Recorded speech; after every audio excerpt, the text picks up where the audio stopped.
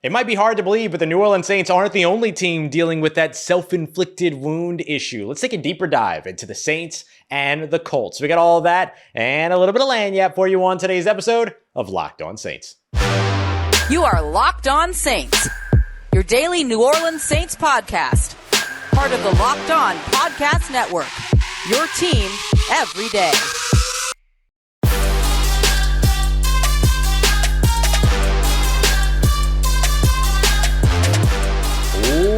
What is good, Who Dat Nation and Who Dat family? Welcome in to today's episode of Locked On Saints, your daily podcast covering your favorite team, the New Orleans Saints, part of Locked On Podcast Network, your team every day. Thank you so much, as always, making Locked On Saints your first listen of the day, every day. Big shout out to all you everydayers out there. Don't forget, you can always subscribe and follow for free on YouTube or wherever you get your podcasts so you never miss the latest episodes. And if you want to keep the conversation going, take part in our exclusive film studies, Q&As, breaking news, and much more, you can become a Locked On Saints insider by heading over to joinsubtext.com/LockedOnSaints today to join a community I would love for you to be a part of. As always, I'm your host, Ross Jackson, at Ross Jackson Nola on your favorite social media, your New Orleans Saints expert, credential member of the media, Saints News Network, Tuesdays over in the Locked On NFL podcast, and here with you every single Monday through Friday, and then some on Locked On Saints. And today's crossover Thursday episode is brought to you by our friends at Prize Picks, the easiest and most exciting way to play daily fantasy sports. Head over to prizepicks.com/LockedOnNFL. Use promo code in all lowercase LockedOnNFL as well to get a first deposit match up to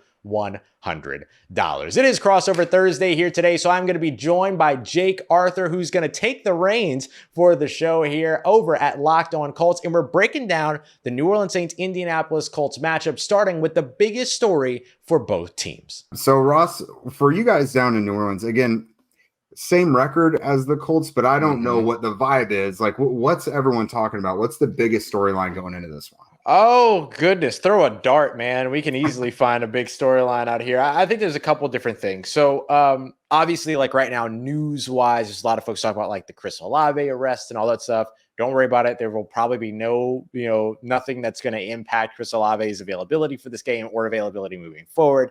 Not that big of a deal. So I wouldn't expect anything there.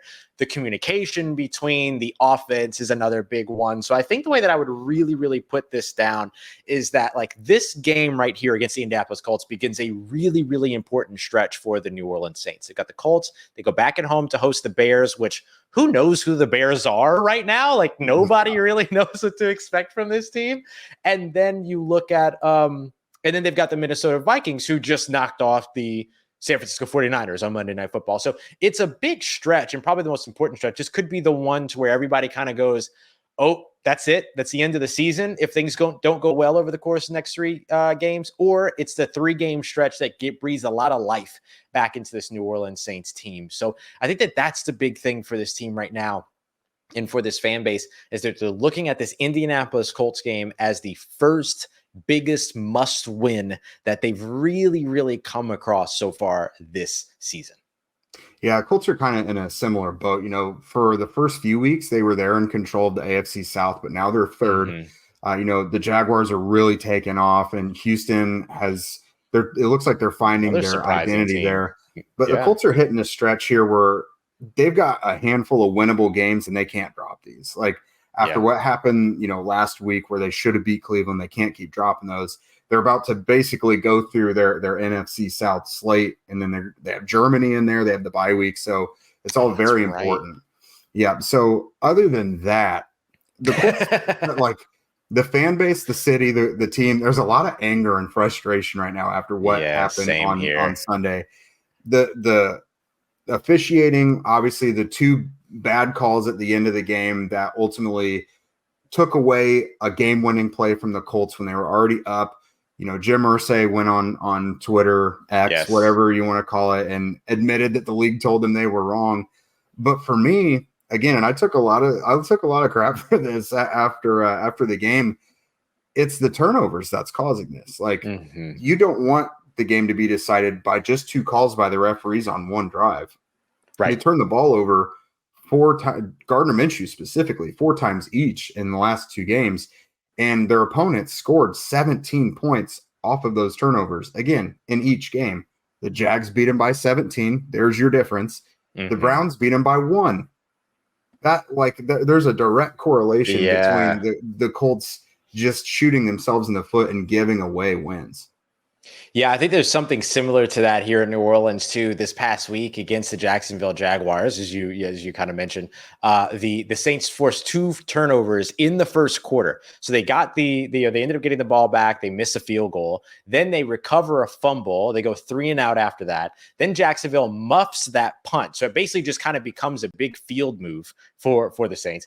And then they get a field goal out of it. So they walk away with 3 points out of 3 possessions, including 2 extra possessions in the first quarter. So the inability to start early. Then you get to the end of the game. Foster Moreau drops a touchdown on 3rd and goal in the back of the end zone. Heart-crushing drop and heart-crushing post-game interview. Like, you know how tough it can be sometimes to interview guys in those situations. But obviously with everything that Foster Moreau has been through this offseason, it was just kind of magnified a little bit or quite a bit.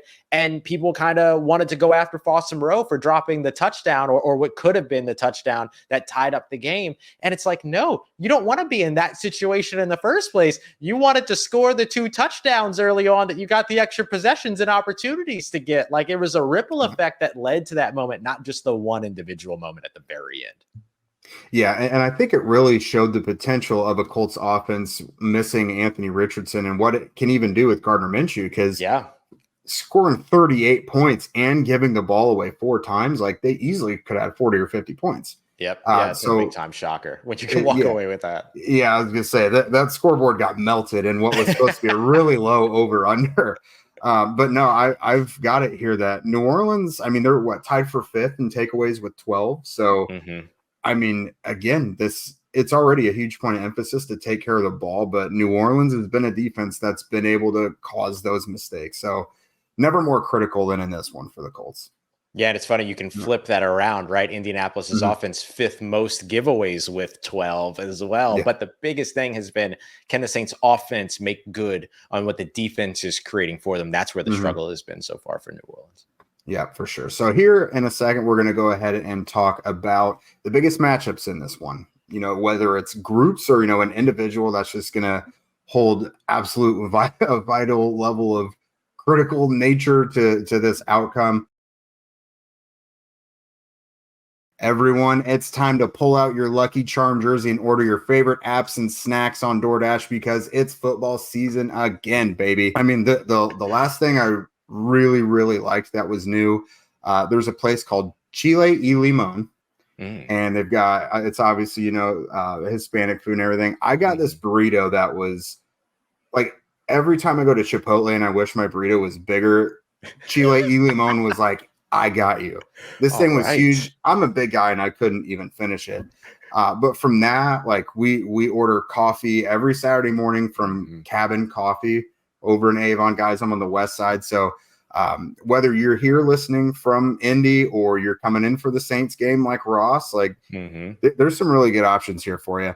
So get 50% off up to a $10 value when you spend $15 or more on your first order when you download the DoorDash app and enter code LOCKED23. Subject to change, terms apply. Don't forget to use code LOCKED23 for 50% off up to a $10 value on your first order when you download the DoorDash app and spend $15 or more. And like we mentioned, football season is here and Locked On is kicking up our coverage with Locked On NFL Kickoff Live. Each Friday, Locked On will go live at 2 p.m. Eastern on every single Locked On NFL YouTube channel. Locked On Colts, Locked On Saints. Catch it every Friday afternoon. Your hosts, Tanitra Batiste, Jarvis Davis, and Kyle Krabs will break down every game on the NFL slate to get you ready for your team's matchup, whether it's you want your fantasy lineups, your betting angles, more, whatever it is. Plus, get the in-depth local analysis from our stable of NFL hosts across the country who know these teams better than anyone else. Thank you. Looking here. Find Locked On NFL Kickoff Live every Friday at 2 p.m. Eastern on any Locked On NFL YouTube channel. All right, Ross. So looking at this matchup, whether it's your comfort level with the Saints or what scares you about the Colts, what are you looking at as the biggest matchup in this one? Yeah, I have a slightly esoteric answer for this one, and then I have another answer for this one too. The esoteric answer, which I think is really the most important thing for New Orleans, is that it's them versus themselves. It's not really them versus the Indianapolis Colts this week. It's them versus their standard. It's them not getting in their own way. It's them not shooting themselves in the foot. It's them, as we have listed here, not enduring the self-inflicted wounds, which you hear from Dennis Allen all the time. The New Orleans Saints head coach talks about self-inflicted wounds getting in the way, whether it's penalties, turnovers, slow starts, 3 and outs, red zone woes. The Saints are 28th in the NFL right now in red zone, just barely over 30%. They're 26th in the NFL right now in third down conversion percentage. They are not good in situational football. So for me, the biggest competitor to the New Orleans Saints in this game, no disrespect to the Indianapolis Colts, who are a good team, and Gardner Minshew, Shane Steichen, they have that chemistry from when they were with Philly last year. The Saints faced the both of them as quarterback and play caller last year, but the biggest competition that New Orleans Saints has, the biggest matchup is the one that they have with themselves, particularly Derek Carr versus Derek Carr in some cases, in terms of not being the guy that everybody is trying to say that he is, and instead proving to be the guy that everybody hoped he would be. I feel like I say that same thing about the Colts all the time. It feels so cheap because it's so rarely when the Colts lose a game does it feel like the other team just totally outplayed it. It's like the Colts weren't prepared at all, which luckily hasn't been a big issue with Shane Steichen. But man, those turnovers, they're 3 and 4 right now, but they could have 2 of those as wins so easily by just taking care of the football. So I'm right there with you in terms of just quit beating yourselves. But looking at it otherwise, I'll give you guys something specific here though, because there is something that kind of worries me. And that is the Colts cornerbacks versus a really nice stable of Saints pass catchers, because the Colts were already really thin at corner, and then their top outside corner, Juju Brents, goes down with a quad injury during Sunday's game, and he did not practice on Wednesday. And, I mean, it doesn't look super optimistic for this weekend either. So an already very young, inexperienced Colts secondary going against a very talented group led by Chris Olave, where he said it doesn't seem like it's going to be a big issue, the arrest. Michael Thomas, even Rashid Shaheed. That guy's a playmaker. And so the Colts have generally been pretty good in terms of like limiting big plays and like not getting absolutely murdered in the pass game. But this really worries me, I'll be honest. Yeah, I mean that's huge. That's a big thing, because that's where the New Orleans Saints want to be right now. Like, they want to be that team that's able to win through the air, and they want to be able to run the ball. And I think they want to be able to run the ball, but they want to be able to win through the air. And they're a team right now that's ready to come into Indianapolis potentially for the first time this season with an entire complement of weapons. All 3 of their top wide receivers healthy. All 3 of their top running backs, Alvin Kamara, Jamal Williams, and rookie Kendre Miller, should be healthy going into this game. Alvin Kamara missed Wednesday's practice, but it was with illness. We'll see if he's able to go. I'm sure that he probably will be. Juwan Johnson, the Saints' top tight end, he's working his way back. Juwan Johnson, Foster Moreau, Taysom Hill, Jimmy Graham, all should be good to go this weekend if Juwan Johnson continues to trend in the right direction. This will be the first time we really get to see this offense with all those weapons. And if the Indy secondary is struggling, and if the Indy secondary is injured, that's going to be a big thing that New Orleans is going to be looking to take advantage of.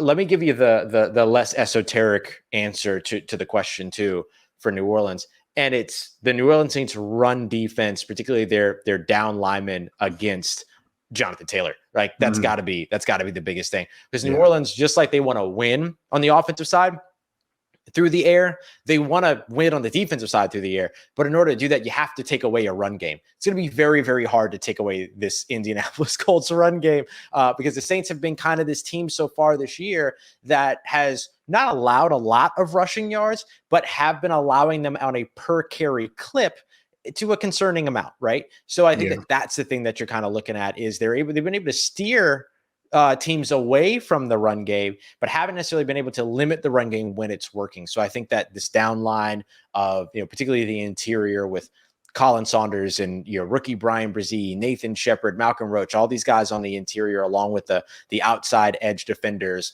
have to be able to try to limit this Indianapolis Colts run game as best as possible, so that they could try to operate to their strength, which is their pass defense. And that parlays me beautifully into what I think are going to be the most important players for the Colts. Number one, it's Gardner Minshew, and just you don't have to be anything crazy. Like, just do your thing, and whether it's taking a check down or throwing it away or whatever, like, just don't make those stupid interceptions, because we've seen a game where it was fumbles, we've seen a game where it was interceptions. So just like, even if you turn the ball over twice, like, that's reasonable, I think, but just 4 is too much. Yeah. And on the same page, I think he's going to have to rely on Jonathan Taylor a lot, because I think now that Taylor's back, I think this can be game 4. We've seen his usage increase each week, about 15 to 42%. It was a split 50-50 last week. Zach Moss was on the injury report Wednesday, didn't practice. So I think, if they're both healthy, they're still both going to have a role. But we're going to see Jonathan Taylor at some point be like, I don't think he's going to totally dominate the touches in the backfield, but he's going to be heavily favored in his direction. And we saw that in 2021, where the second half of the season, they had to hide Carson Wentz in the passing game.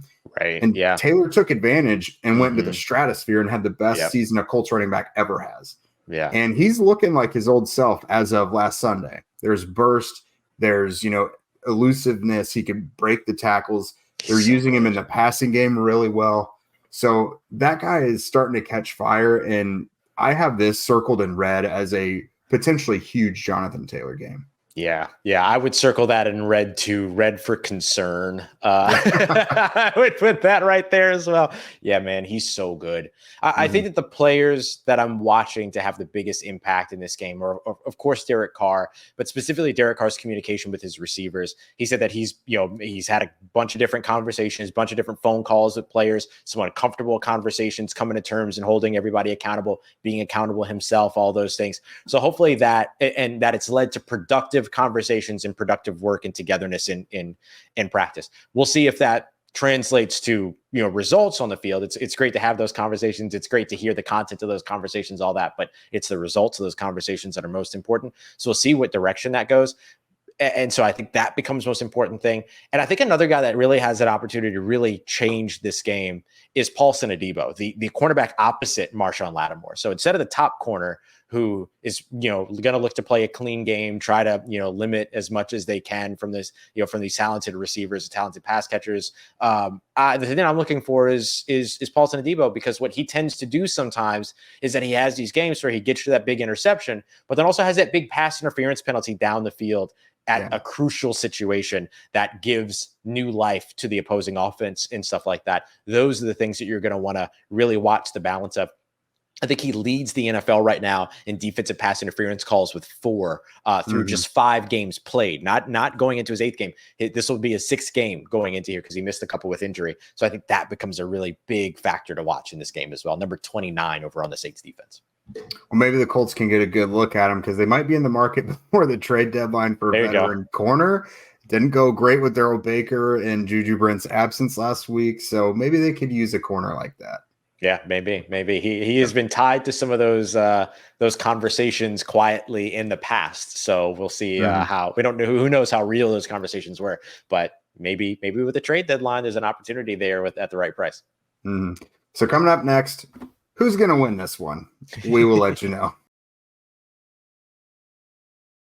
And today's episode, this crossover Thursday, brought to you by our friends at FanDuel. FanDuel, America's #1 sportsbook and our official sports betting partners here on the Locked On Podcast Network. You like the Indianapolis Colts in this one, favored 1.5 points, or you like the New Orleans Saints as road dogs, over under set at 43.5 points. Is this going to be another one of those barn burners like what you saw unexpectedly between the Colts and the Browns? Or are we going to see things kind of tampered down here? I think I might be taking the under on this one, Jake, but we'll see.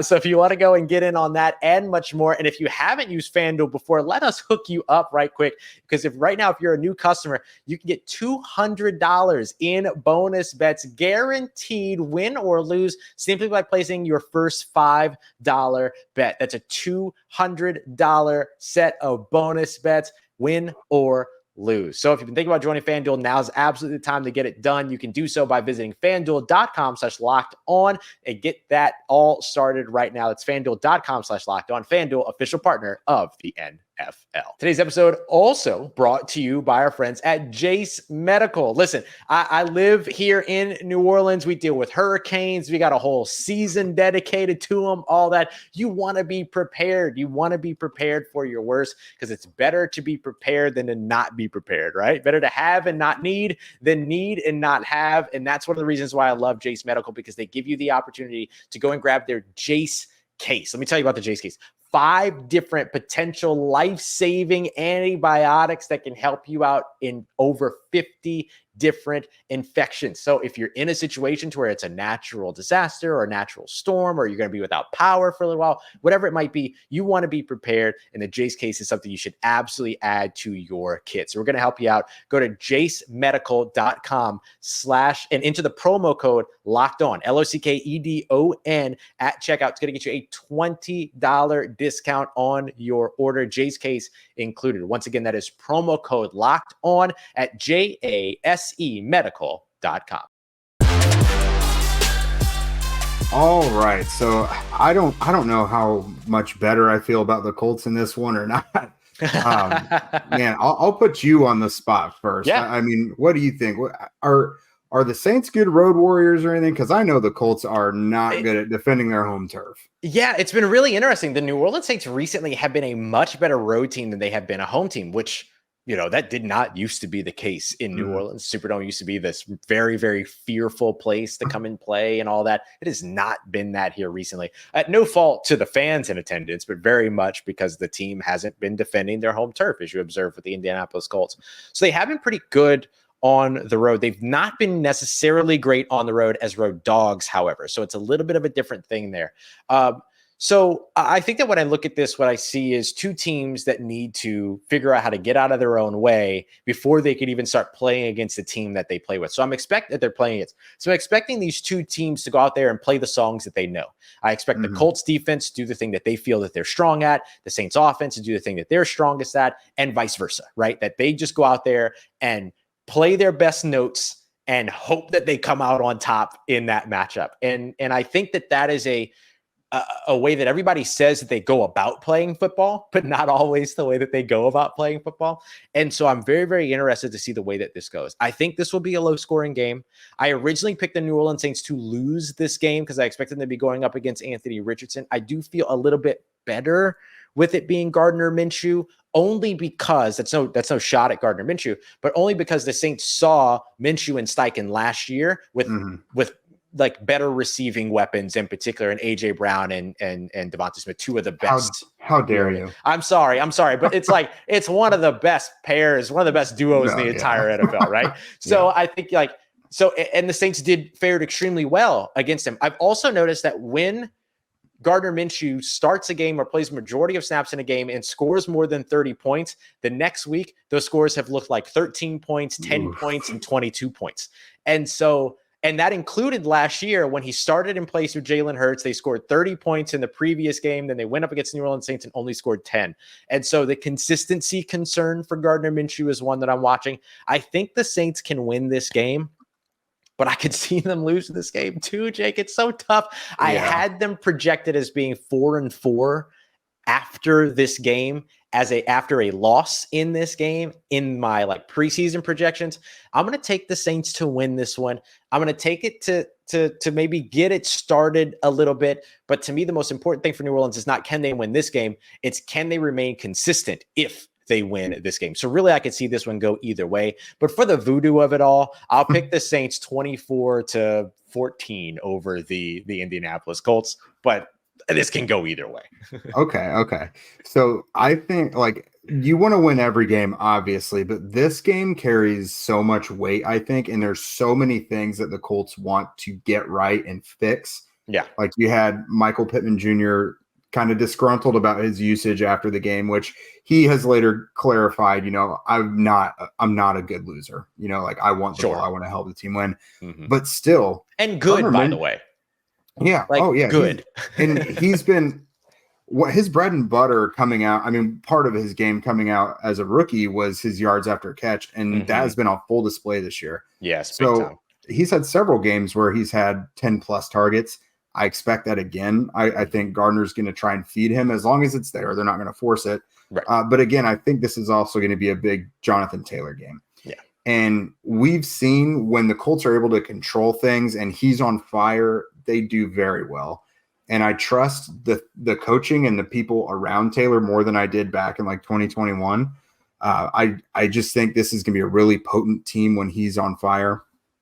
I have them winning narrowly, 23-21. There you go.